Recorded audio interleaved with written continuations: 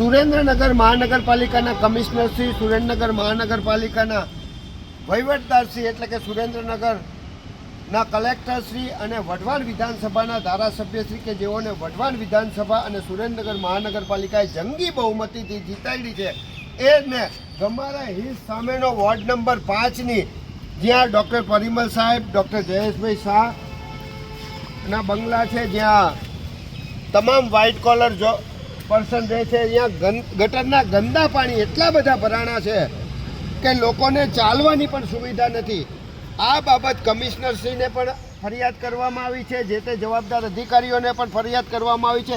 આમ છતાં ઉપરોક્ત બાબત વઢવાણ વિધાનસભાના ધારાસભ્યશ્રીએ કોઈ પણ જાતની નક્કર કામગીરી કરી નથી. સુરેન્દ્રનગર મહાનગરપાલિકાના કમિશનરશ્રીએ પણ કોઈ પણ જાતની નક્કર કામગીરી નથી કરી. અમારી ટીમ દ્વારા હું, દીપકભાઈ, સતીશભાઈ, બુટાભાઈ તથા અમારી ટીમ વિવિધ વિસ્તારોમાં જાય છે, ત્યાંની સમસ્યા ઉજાગર કરે છે. જે સંદર્ભે અમે અત્યારે અહીંયા આવ્યા. ગંદુ પાણી એટલું બધું ગંદુ છે કે લોકો ત્રાહિમામ પોકારી જાય છે. આ બંગલાઓમાંથી ડૉક્ટર જેવા વ્યવસાય સાથે સંકળાયેલા કે જે ભાજપના ચુસ્ત કમિટેડ વોટર્સ છે એ લોકોની પણ આ પરિસ્થિતિ છે. સુરેન્દ્રનગરના ડૉક્ટર, એન્જિનિયર, વકીલ, વેપારીઓ, શિક્ષિત તમામ લોકો ત્રાહિમામ પોકારી ગયા છે. આવનાર સમયમાં આ તમામ લોકો ખુલીને બોલે, ડરવાની કોઈ જરૂરિયાત નથી અને આ સમસ્યાનું નિરાકરણ માત્ર ને માત્ર પોતાની સમસ્યા માટે ખુલીને બોલતા જ થશે એવી અમારી સ્પષ્ટ વાત છે.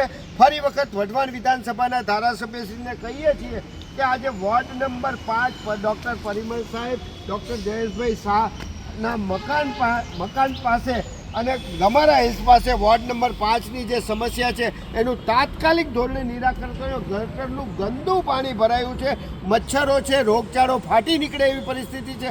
આ તમામ સમસ્યા માટે સૌથી મોટી કોઈ જવાબદારી જો કોઈ હોય તો વઢવાણ વિધાનસભાના ધારાસભ્યશ્રીની એટલા માટે છે કે વઢવાણ વિધાનસભાના ધારાસભ્યશ્રીના અંડરમાં આવતા સુરેન્દ્રનગર મહાનગરપાલિકામાં એક પણ ચૂંટાયેલો સદસ્ય છે નહીં. ચૂંટાયેલા સદસ્ય તરીકે વઢવાણ વિધાનસભાના ધારાસભ્યશ્રી એકમાત્ર છે.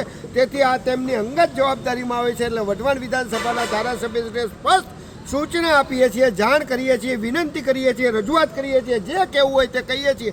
પણ આ જે ડૉક્ટરોના ઘર પાસેનું ગંદુ ગટરનું પાણી ભરાયેલું છે એનો તાત્કાલિક ધોરણે નિકાલ કરવા અમે માંગણી કરીએ છીએ.